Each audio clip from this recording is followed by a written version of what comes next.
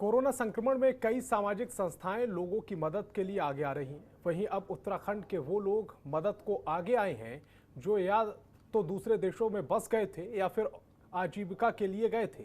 दरअसल चमोली के थराली विकासखंड के सुनाऊ मल्ला के युवा शैलेश थपलियाल कोरोना काल में मदद के लिए आगे आए हैं और गांवों के लिए दवाइयां, पल्स ऑक्सीमीटर, मास्क और कई आवश्यक उपकरण भेजे हैं जो गांव के प्रधान आशीष थपलियाल को मिल गए हैं। आपको बता दें कि शैलेश अमेरिका में रहते हैं और पेशे से इंजीनियर हैं।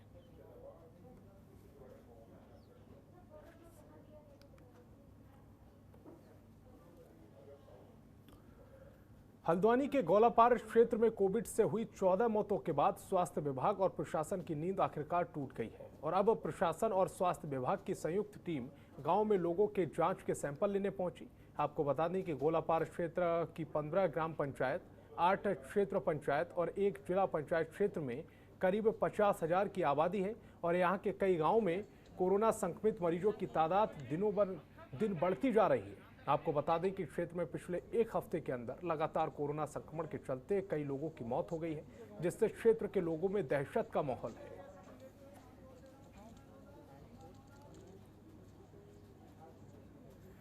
नैनीताल जिले की एसएसपी प्रीति प्रियदर्शनी ने लालकुआं स्थित नैनीताल जिले की सीमा पर चेकपोस्ट का औचक निरीक्षण किया। साथ ही मानवता को ध्यान में रखते हुए अपनी ड्यूटी के साथ साथ समाज हित के कार्य करने के निर्देश दिए।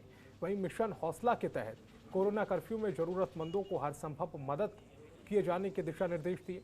इस दौरान एसएसपी ने कहा है कि लालकुआं में पुलिस के द्वारा कोविड कर्फ्यू का पालन कराया जा रहा है और जरूरतमंद लोगों की हर संभव मदद की जा रही है।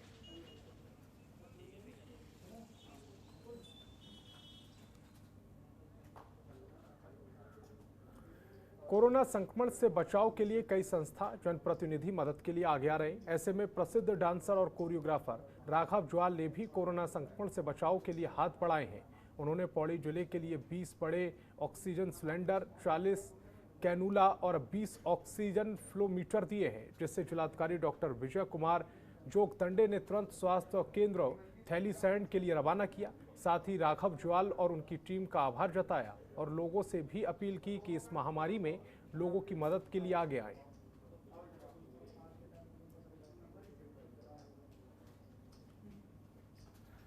बाजपुर तहसील में सुल्तानपुर पट्टी के ग्राम रामजीवनपुर में गल्ला की दुकान पर सरकारी राशन लेने के लिए पहुंचे लोगों को दुकान मालिक ने राशन कार्ड ऑनलाइन नहीं होने की बात कहते हुए वापस भेज दिया, जिसके चलते ग्रामीणों ने जमकर हंगामा किया और गल्ला दुकानदार मालिक पर मनमानी करने का आरोप लगाया।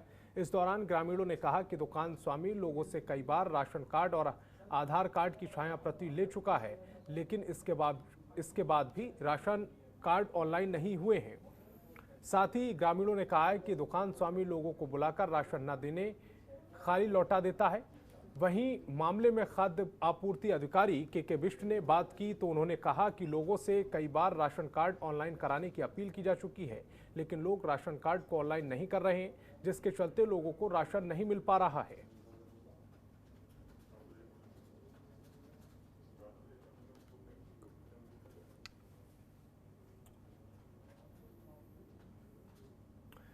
रुड़की में बुग्गावाला से कलियर को जोड़ने वाली लिंक रोड को प्रधानमंत्री ग्रामीण सड़क योजना के तहत बनाया जा रहा है।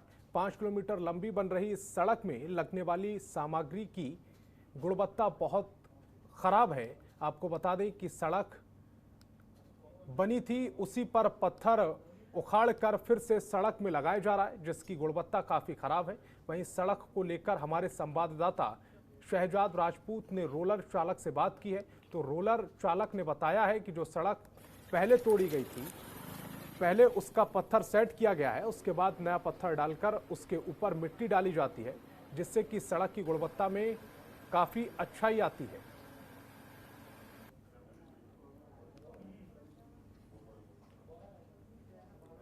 हरिद्वार में गंगा सप्तमी के दिन हर साल धर्मनगरी हरिद्वार में मां गंगा के अवतरण दिवस बड़ी धूमधाम के साथ मनाया जाता है। गंगा सप्तमी के दिन पवित्र हर की पौड़ी पर तीर्थ पुरोहित गंगा की विशेष पूजा अर्चना करते हैं। वहीं देश भर से श्रद्धालु भी मां गंगा की पूजा अर्चना के लिए आया करते हैं, लेकिन इस बार कोरोना काल के चलते तीर्थ पुरोहितों ने प्रतीकात्मक रूप से पूजा अर्चना कर प्रार्थना की और मां गंगा की आरती की। जल्द इस कोरोना महामारी को पूरे विश्व में खत्म करने की प्रार्थना की। मान्यता है कि गंगा सप्तमी के दिन गंगा पूजा और गंगा स्नान का महत्व हजारों अश्वमेध यज्ञ से बरकरार है।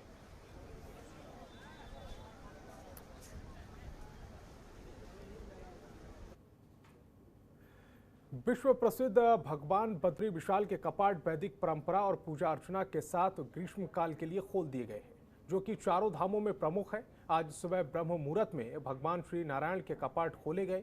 भगवान बद्रीनाथ विशाल के कपाट खोलने से पहले मंदिर के मुख्य पुजारी रावल के साथ धर्म अधिकारी और वेद पाठियों ने द्वार पूजन के साथ ही भगवान गणेश की पूजा अर्चना की, जिसके बाद राज द्वार बार टिहरी द्वारा निर्धारित समय पर भगवान बद्री विशाल के कपाट खोले गए।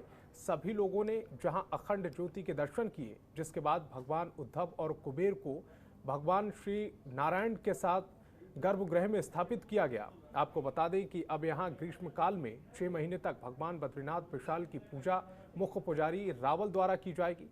इस बार कोविड-19 के चलते जहां सीमित संख्या में ही कपाट खोलने की व्यवस्था से जुड़े हक हुकूकधारी बद्रीनाथ धाम पहुंचे हैं, जबकि आम श्रद्धालुओं के लिए अभी धाम में प्रवेश वर्जित है।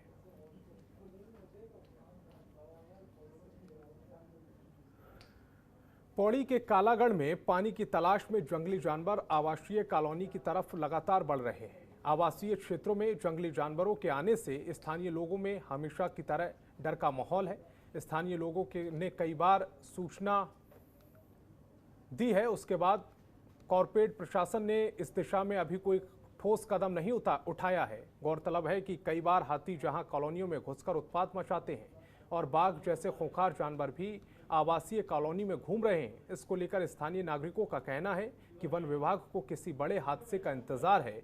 वहीं अब प्रभागीय वन अधिकारी कुंदन सिंह खाती का कहना है कि कालागढ़ कॉलोनी में 3 गश्त दल टीम बनाई गई हैं। जगह जगह सांकेतिक बोर्ड लगाए गए हैं। साथ ही लोगों को भी बचकर रहने की हिदायत दी गई है।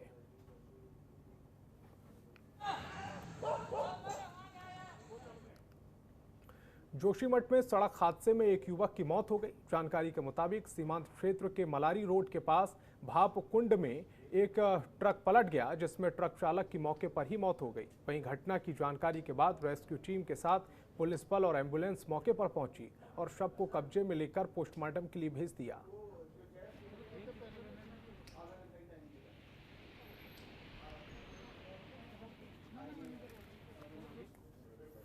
तो इस बुलेटिन में फिलहाल इतना ही। देश दुनिया की तमाम बड़ी खबरों के लिए देखते रहिए जनतंत्र टीवी। खबरों के निष्पक्ष विश्लेषण के लिए सब्सक्राइब करें Jantantra TV and press the bell icon. Never miss any update.